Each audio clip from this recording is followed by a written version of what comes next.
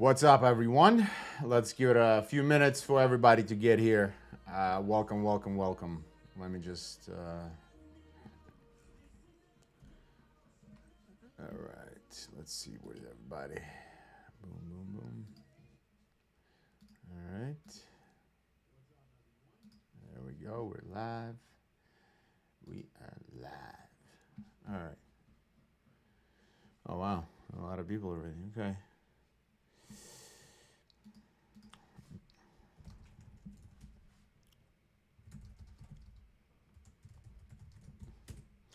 All right. So, welcome, welcome, welcome, everyone. Let's see. Let me just move everything to the side. Welcome to this glorious Tuesday or Wednesday. Wednesday. So, let's see what's happening. So, it seems like we just had ADP numbers that came out negative. That means the economy is constraining at least a little bit. And this is furthermore putting pressure on Powell to cut interest rates. So that means, at least with in regards to the U.S. dollar, well, U.S. dollar is a tricky situation right now because if you're going to take a look at the monthly chart right here, remember I was talking about yesterday, I think. Maybe it wasn't this chat, but anyway, it's still here. So if you take a look at the long-term chart, it's, as you can see, this is a monthly chart. This is going all the way to 2011. If you connect lows, we are at the low right now off the channel, coinciding with 702, my favorite fib. That it's between a halfway between 786 and 618. Okay. It's trying to bounce. Obviously, if they cut interest rates, they will. If they cut the interest rates, the dollar should be going further down. But Powell is being very, very adamant about not cutting interest rates, and Trump is trying to think of a way to replace him, essentially with a yes man, to so he can basically control the interest rates. And maybe Trump has a point here. Maybe there is something to cut. But yesterday they also, not yesterday, maybe the day before yesterday, they passed the huge trillion dollar bill, the big beautiful bill, Trump's economic bill, which will further stoke economic growth, supposedly, which will add money to the borrow money to fuel the economy, more government spending, more debt spending, which will further probably increase inflation. So that's why we are in there. There's no easy mode right now, because on one hand, Powell is being right. If he cuts, the inflation is going to come back. We're going to have a repeat of the stagflation of 1970s and 80s, and that's why he is afraid not to repeat that mistake. However, Trump wants to have his presidency as the greatest presidency ever. Thus, he wants to cut interest rates because it's just an easy way of spending, basically easy way of guaranteeing that the stock market and real estate will all go up, but it will go up due to inflation. But most people don't understand that because they're idiots, and well, they're not idiots. They're just never taught any of this in high schools or colleges. So they don't really understand that their purchasing power is being eroded. Regardless, our job is not to, this is all macro circle jerk, and you can, coffee table conversation around dinner with drinks. All this mental masturbation is great. It's interesting to put these pieces of puzzles together. However, it's fucking irrelevant in the great scheme of things in making money, right? So let's get down to the brass tacks, as they say. Because what I've learned in my 20 years in this career is, as when I was new, I also, because obviously economics is complex, finance is complex, and they make it complex specifically so nobody fucking understands it, including the motherfuckers who come up with it, all right? So I was listening to a lot of smart people. I'm gonna give you this advice, and usually people arrive to this after years. So all the experts in this business, they don't know shit from fuck. Okay, they're just spewing their thoughts, which are irrelevant in your ability to make money. You know, a lot of fear mongering. You know, when the stocks were crashing, when stocks were crashing here on tariff talk, that the tariff will destroy the economy. All the experts came out and yeah, this is fucked up shit. We're fucked. We're buy a bunker, fucking go in the woods, live in hunt rabbits for a living. All this bullshit. Why this is not gonna work? This is all time high. Will not be breached for the next 7 quadrillion years, and fuck off. So don't listen to any of that bullshit. I mean, in the beginning, you kind of have to realize that it's bullshit, right? So don't get sucked into the cycle of experts because, as I was started to saying, when I was also new, who do you listen then, right?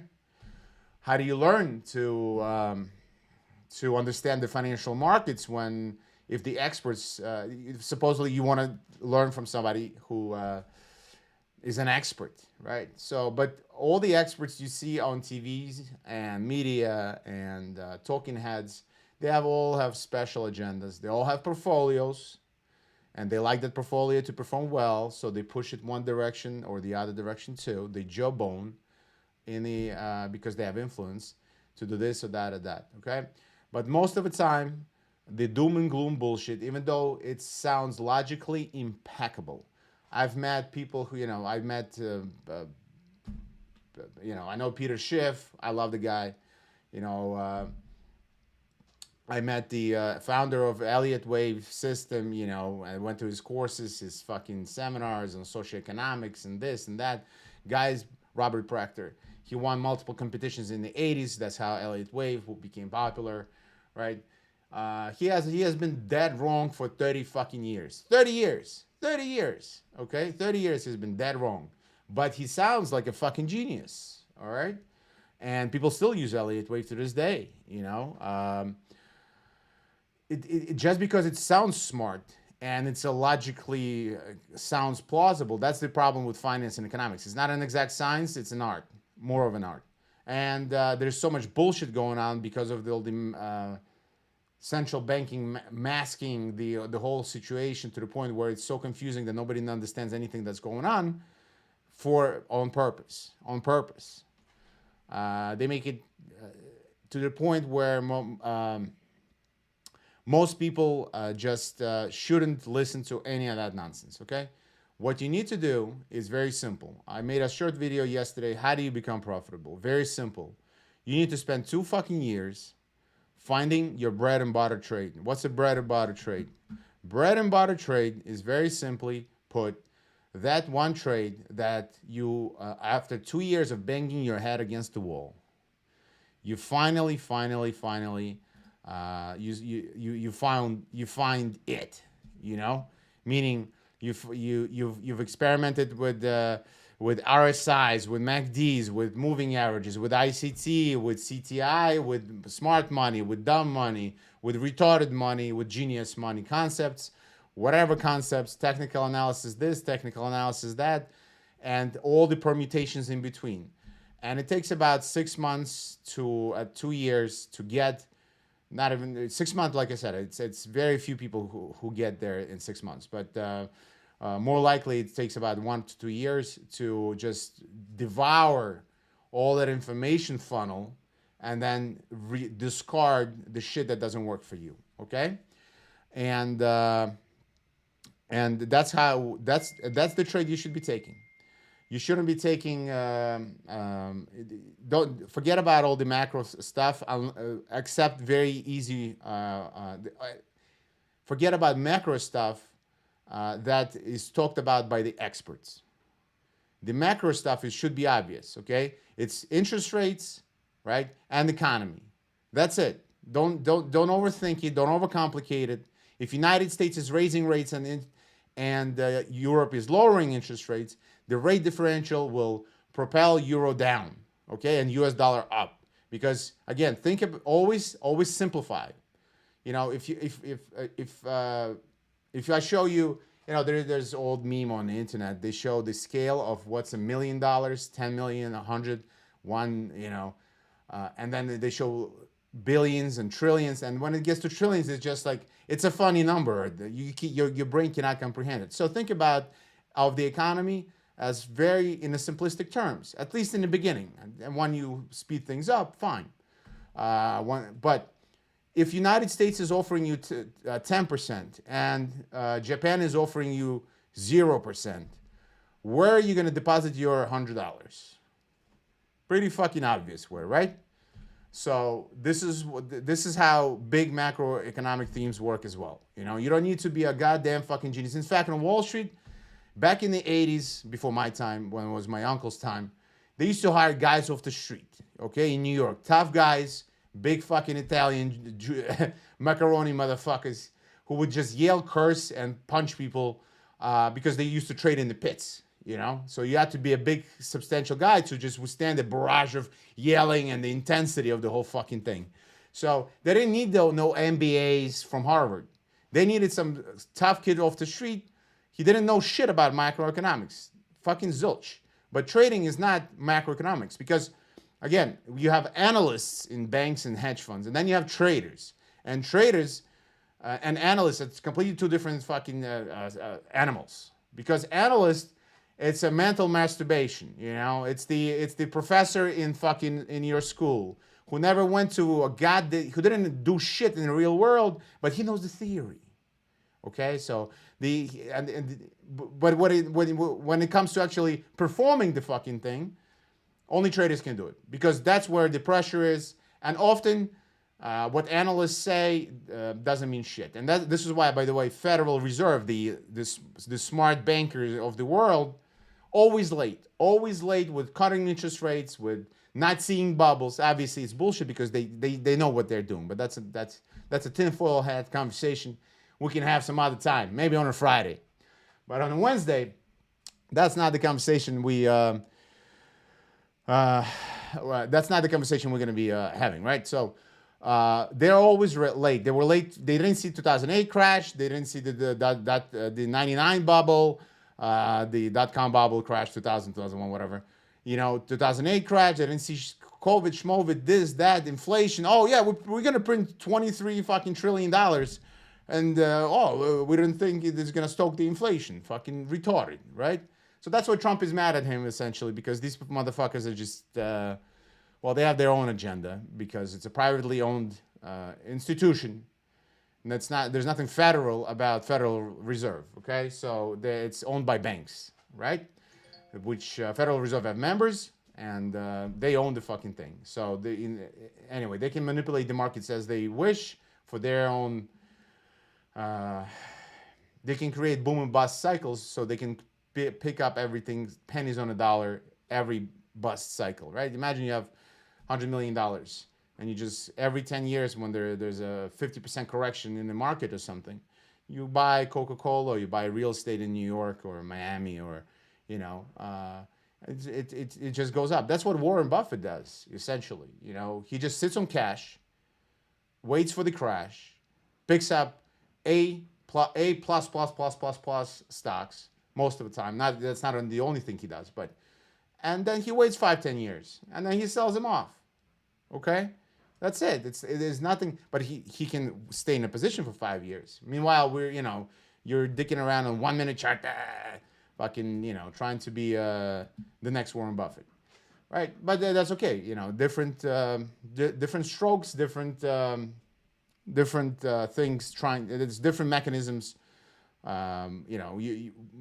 Most people here, the day trading community wants to make a living first, right? And then you can get into portfolio management and managing. Once you already make the millions or hundreds of millions or tens of millions, once you become a millionaire, that's when you start managing safe investments, aggressive investments. Obviously, day trading is super aggressive compared to investing in something that is A plus type of instrument, and your investment horizon is 5 years out or 10 years out. Okay, so anyway, the point of all of this is don't be the if I distinctly remember when I was still in my infancy, I would second guess myself constantly, because I would think that should be going up, but then somebody is 10 times smarter, as I thought at that time, would come on proverbial TV, right? And say, okay, this is why it's gonna go down. This is blah blah blah, and it would make sense. And then I wouldn't execute the trades. I would I would doubt myself, and then I would see my trade. I was right. So at a certain point, I'm like, why am I thinking that these motherfuckers are smarter than me, or why am I listening to them? I'm not saying they're smarter or stupider, but why am I listening to them? All it is, it adds doubt to my trading. So after the initial kind of first 6 months, you need to understand what interest rates are and how everything works with what the CPI is and the non-farm payrolls and this and that, right? And what's CPI and non-farm payrolls? Economy and the interest rates. CPI, interest rates, inflation, right? And they gauge it, so they need to adjust the interest rates, and non-farm payrolls is employment data for United States economy, right? So that's it. It's all hidden in this jargon and this bullshit and blah blah blah. But once you start simplifying things and putting away all the fluff, put on by the theorists and the professors that again, mental masturbation. They smoke their pipes in their colleges, sit in their tweed jackets in leather chairs, and fucking circle jerk each other. You know what I mean?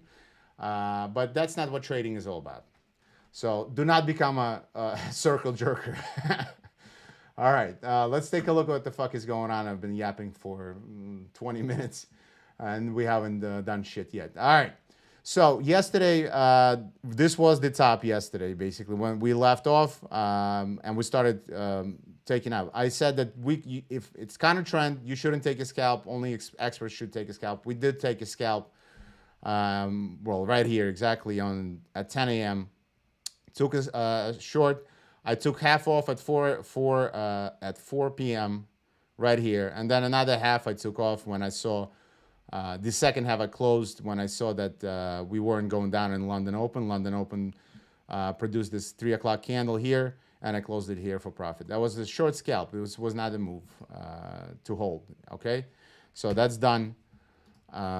Again, if you are, but that wasn't a high probability trade, and it was a short-term scalp. The high probability trade is still, as you can see right now, this is. This was the move up. If you missed it, you missed it. Don't chase it. And I explained yesterday how people got trapped here, right? And this is them getting squeezed slowly getting squeezed. But right now we're just consolidating at this point. So there is no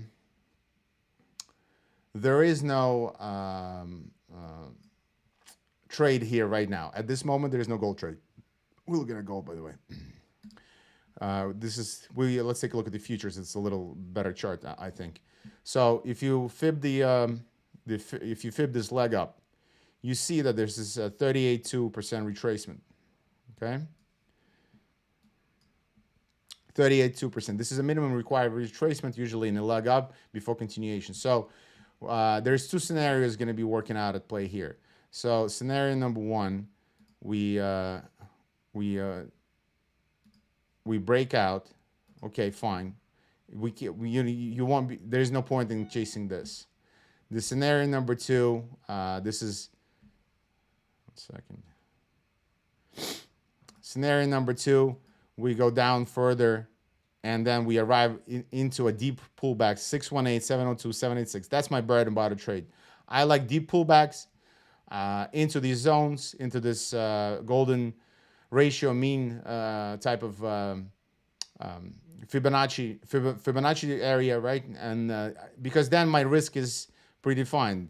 You get all the way to the bottom, and your stops can be either here or here, and that's when and I think that's when it's going to continue the trend.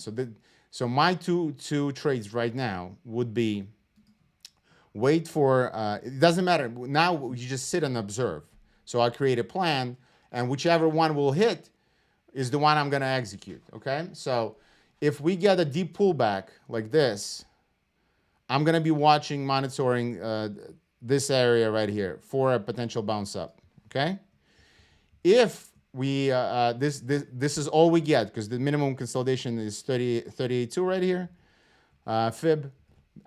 It can easily just do this, and then take off. If it does the takeoff right now, I'm not going to chase it. What I'm going to do is this is going to complete 1, 2, 3, 4, 5 waves in the Elliott wave, right? It's going to complete the first leg up. It's going to have a pullback, and usually the pullback is going to be into this area right here. So if this is the scenario, it goes somewhere here in the previous. Obviously, I'm also going to fib it, okay? And we're going to have a confluence maybe of 618 or 50% at least retracement around the zone. And then if I see, one of these candles, hammer candles forming with a follow through, that's when I'm going to go long. Okay, so that's my long plan. Otherwise, same scenario, candle like this around this area. I see that it's the bleeding has stopped and it's bouncing. I buy the bounce, stops below these lows here, or below these lows here, and another leg up. Okay, that's gold for me. Again, all I can do is build out those scenarios, and if I'm right, the market will do one of these things. If it does something else, that means I was wrong, and I don't execute. I don't chase. I don't give a shit what it does until one of these things happen. I don't care. And if none of them happen, we reevaluate tomorrow or day after tomorrow when there is more price action. This is what's called reading price action. Okay, you need to for price action to establish certain things, parameters, for you to start executing your trades. So these are my two of my scenarios for longs. Maybe it will do this. Maybe something comes out tomorrow that. Some news, and then this thing goes down. Okay, fine. But I wasn't in the trade, so I don't really care, right? I only trade when one of my scenarios hits. I build a scenario, and I trade it, all right? 1 second. Just because, there's some shit happening on a 15-minute chart right now, if it's not my style of trading, I don't really need to do anything. I'm just going to go look at the S&P, for example, or NASDAQ, or some currency, and see what's happening there. Let's take a look at some, I traded, shorted dollar yen at 140, what was it? 140, well, right here, I think, 140, right down was here, I think. No, here. Yeah, I was shorting right here. 147.50-ish. So once I saw, again, see, this is the turnaround candle. It doesn't take a fucking genius. Overextended move into this previous zone right here. You see a turnaround. And on that day, it just went straight up on hourly charts. So like this. This was the move. This was the Sunday open. It pumped. Then some shit came out. I don't remember. 1 sec.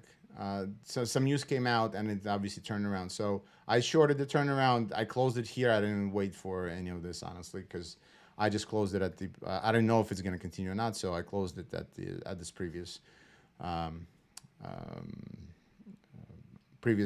resistance turn, because sometimes previous resistance turn support. So that's where I closed it. Okay, but obviously I didn't catch any of this. But I don't trade currencies that often. Usually, professional trader trades one or two things, and then when there's some kind of easy layup setup on something else, it catches my eye. To my right, I have 36 charts on one monitor. I have another 18 charts here, and they're all 4-hour charts. I just watch every currency pair in existence, all the instruments: Bitcoin, gold, oil, copper, silver. All the currencies, minor, majors, all the indices, right? And then when I see some kind of layup setup, I'm like, okay, like this dollar yen was, right? So I just walked in, I took a nice stab at it, and I walked out. So I do that once in a while, but 80% of the time, you're going to be trading something that you have you're observing on a daily basis because you develop your nose, your instincts on that instrument, right? So you know exactly how it moves. You know the intricacies. You know, because a lot of people, for example, ask me about oil.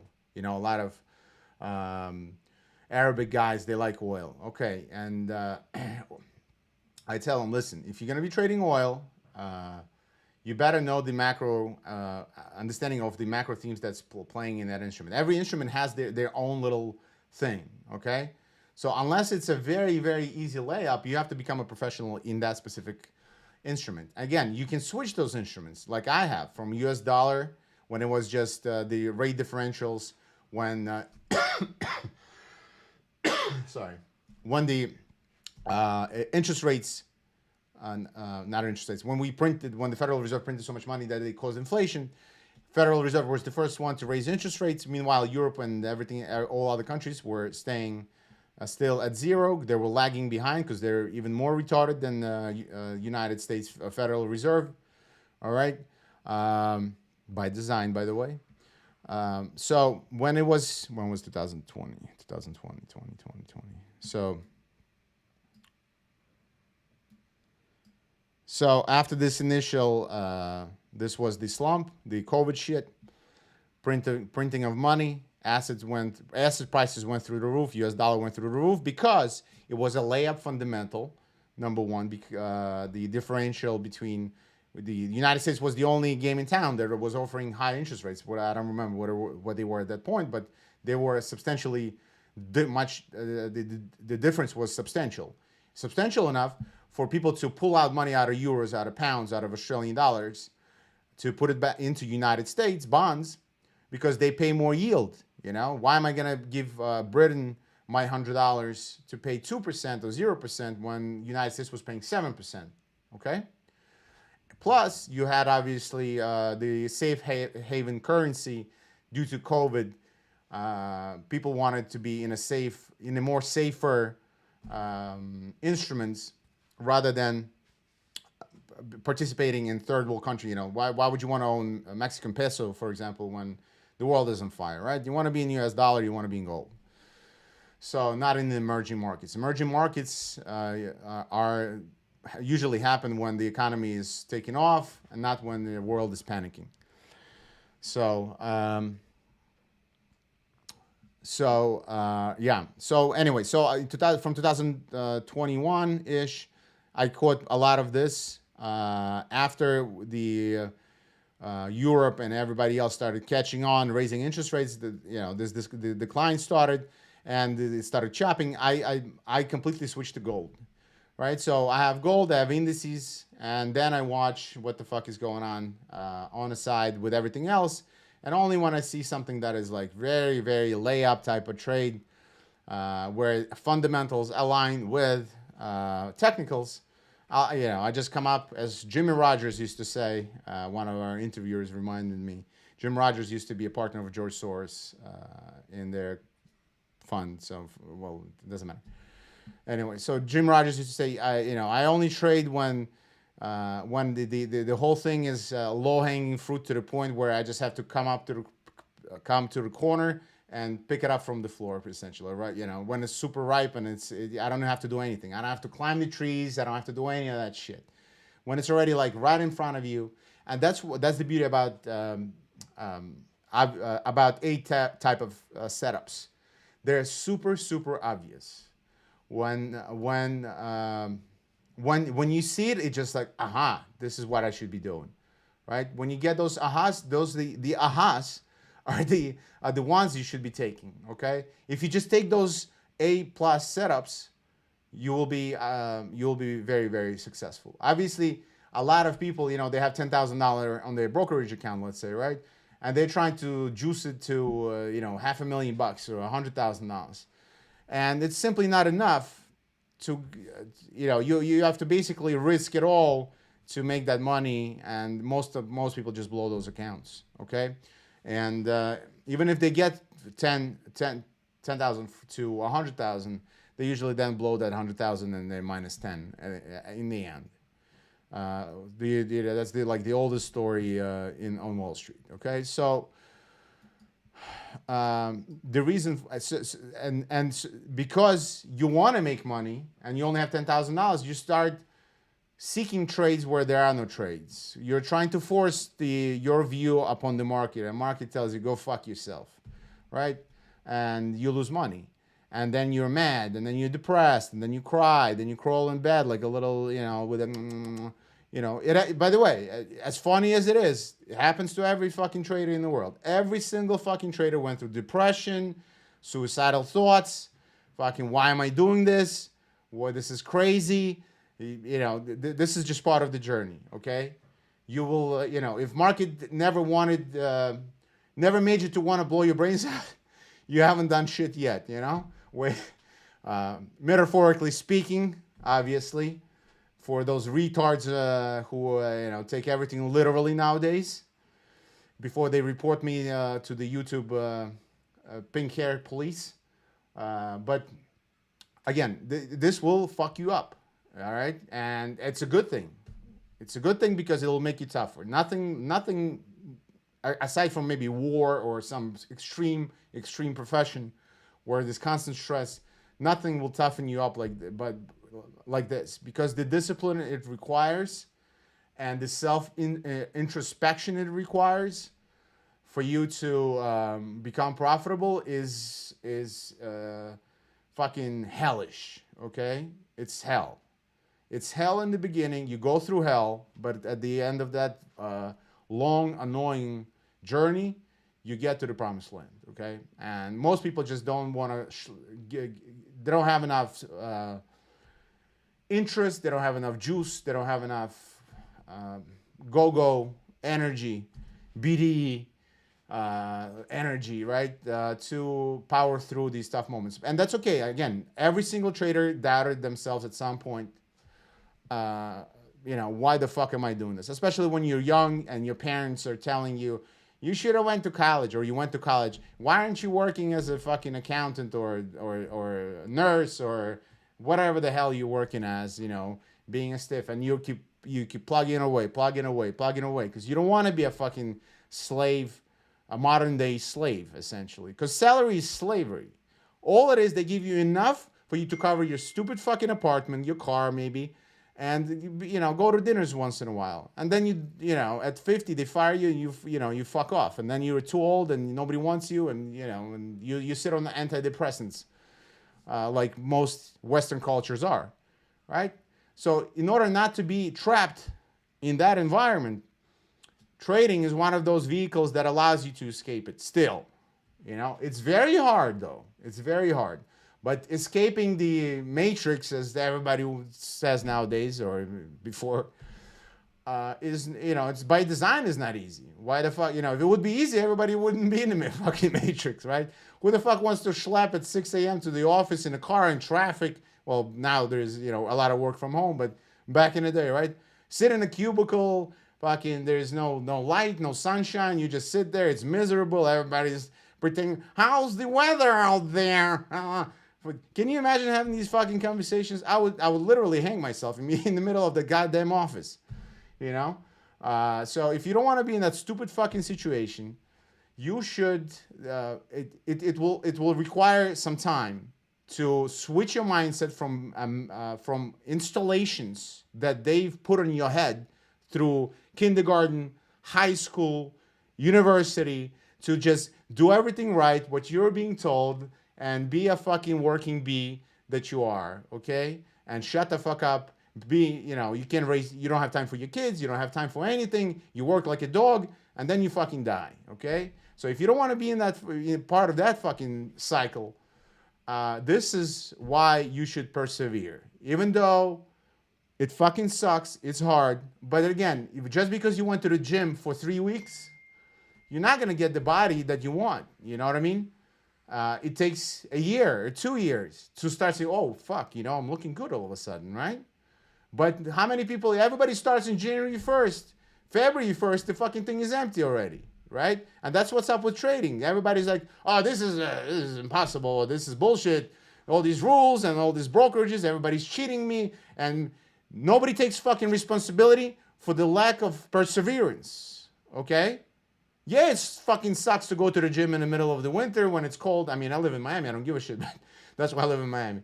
But it sucks, And yeah, if you have work, this, that to juggle it, it's hard. It's not easy. But if that's the price you have to pay to have an entry ticket to world of freedom. And don't forget, most people don't understand one thing, that if you make, let's talk about, average, if you make 10 grand a month from this and you don't have a boss, you're free. It will cover your apartment, your car, your dinners, but you don't have to attend any HR meetings about touching the pee-pee, or not saying the right thing or the wrong thing and being walking on eggshells, like talk about some fucking asinine, soulless conversations in these fucking offices. So for me, I'd rather eat shit for 10 years, but then spend the rest of my life eating honey. You know what I mean? Most people just eat shit mixed with honey. It's given to them by the salary in small doses. Okay, so it's palpable. They swallow it. A little shit, a little honey. A little shit, a little honey. Right? I would rather fucking just spend fucking 5 years, 10 years of your life murdering yourself, to murdering the game, figuring out how to win, and then reap the rewards of your labor. And there are plenty of people who were successful in doing it. I'm one of them, and I'm telling you, it's much, when you don't have to have a boss, when nobody tells you what to do, you can trade, you cannot trade. You want to go to the gym right now? Go to the gym right now. You want to go for a swim? Go for a swim. You want to go for a ride? Go for a ride. You want to go on vacation? Go on vacation. Nobody gives a shit. You don't have any boss. That's what, and nobody needs to tell you, manage you like you're a fucking child. When you're 20, you have a boss, fine. When you're a 40-year-old, 30, 40, 50-year-old man, you don't want a woman. Who the fuck's some fucking retard who's 60 is telling me what the fuck to do? Get the fuck out of here, Or it doesn't matter the age. I'm just saying, why am I going to listen to some fucking retard? All right? And then you're also making money for somebody else instead of building your own brand, building your own self, building your own empire, right? And you don't need that much.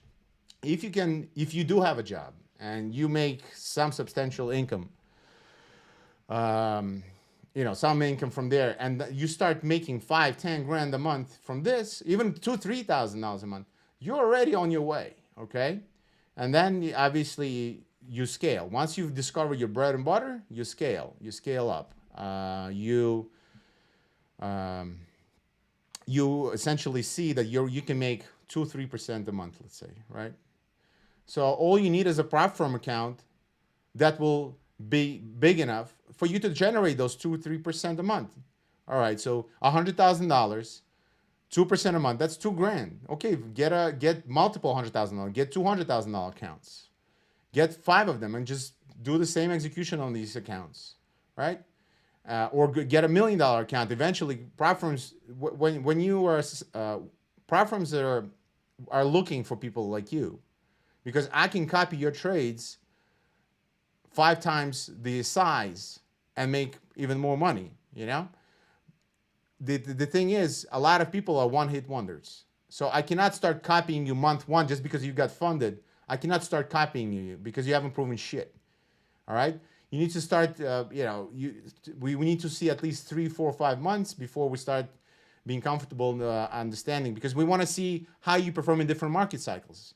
Right? Maybe you're a trend trader, and then you get, you catch the trend, you get the payout, and then, summertime slump hits and markets go in consolidation. Meanwhile, you're still trading like it's a trend, and you get wiped out, and then your account gets, you shut down because you lost, you lost 10% or whatever, but you didn't lose anything out of it. Meanwhile, if I'm gonna start copying you just because you successfully traded for 1 month, it doesn't tell me shit. So I need to see you through multiple cycles of markets in order for me. I want to see how you perform in a trend, you do in consolidation, and in continuation, in a reversal, right? And that takes time. Because markets just don't do.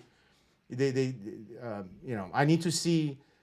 It just takes time, right? Markets move through cycles, and those cycles happen, and I need to see how you perform during those different market cycles. All right. So anyway, but now have access to capital, because back in the day, it's mostly were brokerages, and you had to go work like a dog, save up your measly $10,000 or 20 or 50, whatever, 100, and then try to make a living out of it, because you don't want to do you don't want to go to work doing some dumb shit. We're talking about those meaningless jobs, like working at McDonald's. Obviously, not that bad, but even in that, right? So, and you would have to then, okay, so you have $10,000, so most people would just juice it, and lose it. That's it. Smart ones would make $500 a month and be happy as pig in shit, as they say in Texas. All right. So anyway, um, let's take a look. See, give me one sec. One sec. Shit. So as let's take a look at everything else that's going on. Like I've explained to you the gold situation. That's how I'm looking at the gold. Right. So right now it's in the middle of this range right now. So it's consolidating. There's no directional play, because nobody. So if there is no directional play, then there's no money flow into it. If there's no flow into it, it means it's still gonna needs to overwork its overextension. That happened here. I remember I was talking about price inefficiency and how this is gonna. We were literally here yesterday. It was like this, right, at 9 o'clock. This was 8, and this candle was forming 9. And I said, this is an overextension. This is going to go into it needs to consolidate, because the price inefficiency always, not always, but 95% of the time it does. That's why all these weekend gaps, they usually get closed, right? Because then the bankers have to offset their positions, okay? So they drive the price one way to close their short, and then they take or vice versa, right? Because sometimes they have, they trading for profit, then they have to take opposite side trades of their clients as well. So if, sometimes. So they have to push the price one way to close that losing position, and then the price turns around and goes the right way. Okay, and that's what you see usually with the gap opens. Anyway, so this is gold. Dollar is holler. So 1 hour you have this retarded head and shoulders, inverted head and shoulders, bouncing from this monthly level. Coins again, confluence of 702 fib. I like confluences. You should not just, you should stack probabilities in your favor by seeking confluences, meaning a bunch of styles of trading all pointing to the same direction, so to speak, right? A bunch of your technical tools saying, yeah, this is lining up, this is lining up. You have positive obviously, as you can see, you have divergence on our side, positive. Same thing with my proprietary indicator. It's showing that this is coming. There is a divergence already, and it's been happening for a while, as you can see. And now you come to a big level for institutional players to take a stab at it. So you're seeing at least some reaction happening. Okay, not a big one, but it is what it is. So the dollar is again, but I'm not gonna jump, because you have mixed shit going on in Europe right now. Euro is still holding up. Pound went poo poo went, this was the average true range today. It went double it essentially, or 1.5 times. Let's see. Yeah. Nothing jumps at me that says, "Oh, I want to be in any of these currencies yet." Yens are ripping because yens are risk often mimic the U.S. stock market, right? So, come on, my mouse is stuck. Let's see.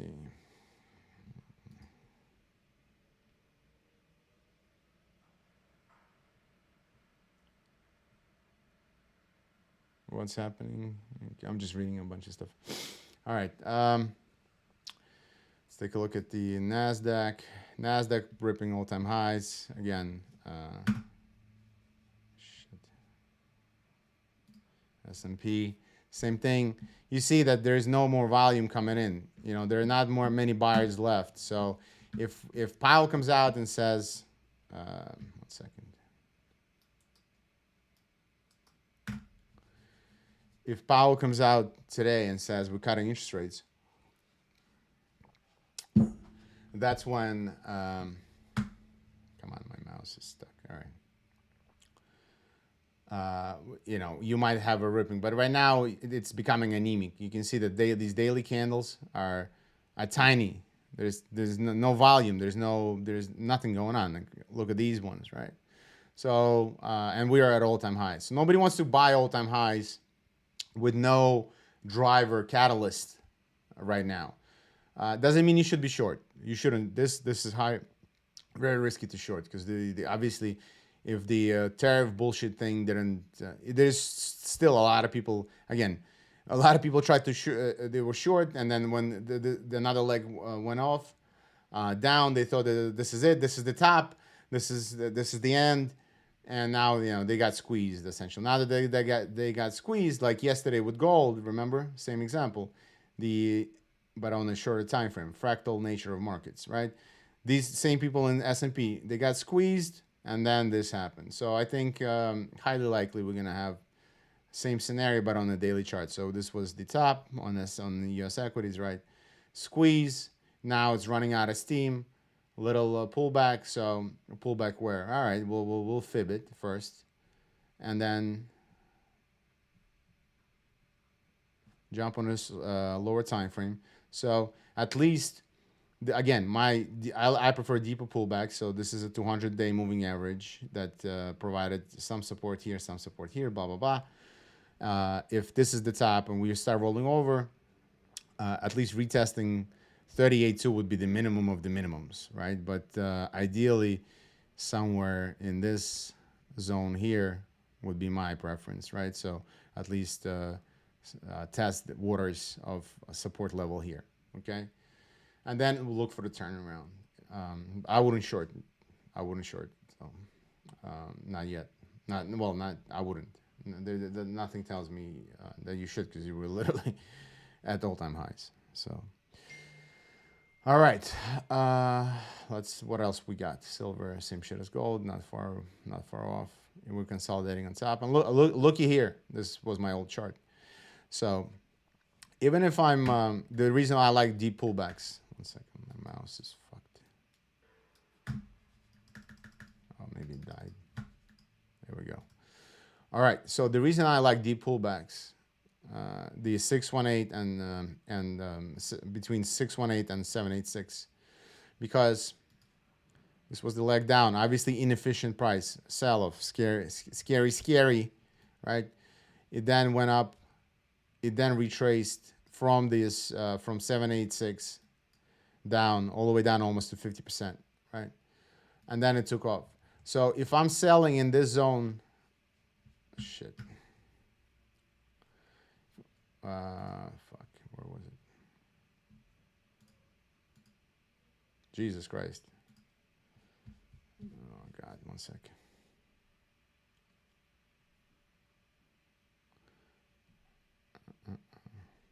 All right, anyway, if NASDAQ, if I'm selling, oh, this was it, right? Yeah, okay.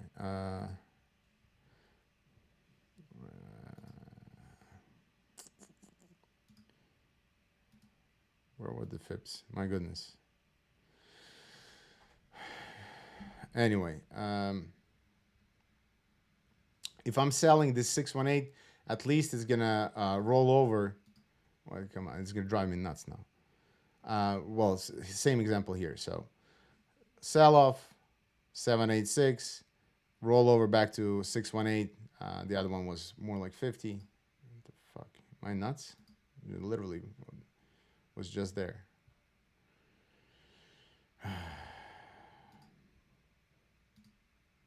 Fuck was it? Jesus.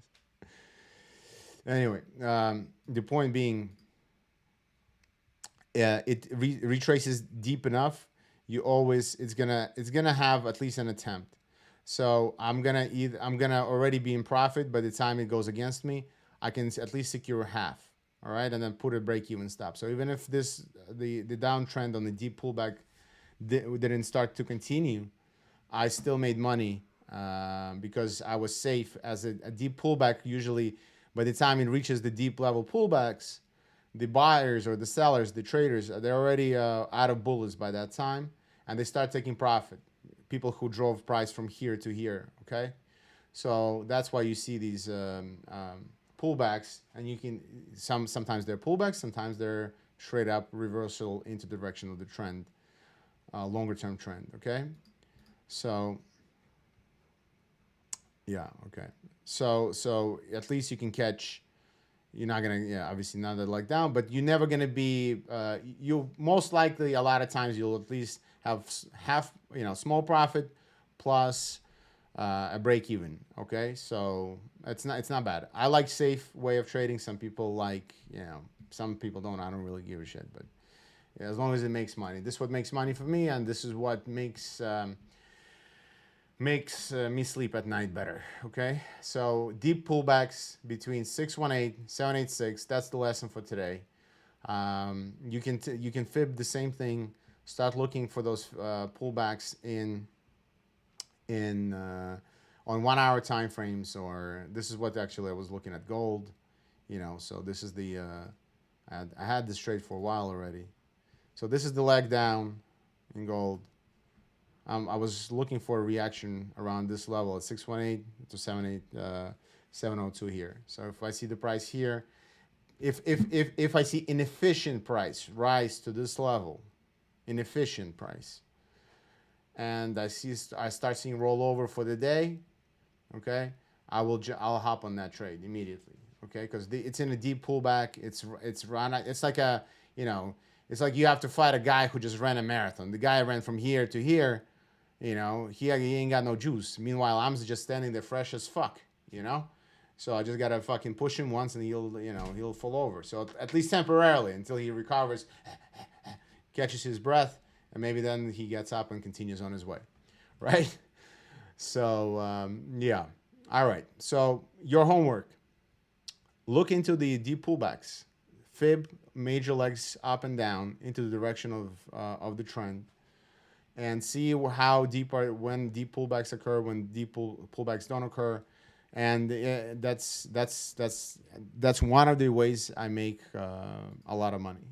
So here you go, 702 on the money, boom. See, this is the leg up, just randomly, right? So that's where you should be concentrating until tomorrow. All right, I've been yapping for an hour. Guys, let's do. I'm just reading a bunch of. That's a lot of shit to read. So for now, like I've explained with my gold, see we're getting rejected from the top. So I'm going to be monitoring these deep pullback levels on my gold chart. Okay, so either it's going to rise and pull back, and it again, long-term rise. If it happens, I don't think it's going to happen today, but if it does happen into this fib right here, I can sell it at the end of the day, right? Not at the end of the day, but if it rises inefficiently, I'll sell it here. Most likely, let it come down a little bit into some deep pullback. That's when you're gonna look for a turnaround into the direction of the trend, because the trend is now trying to bounce. Okay, so no need to short it here. Just be patient, be like a hunter, and let the price come to you. All right.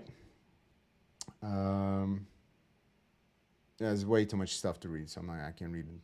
I'll see you all tomorrow, 9 to 10 a.m.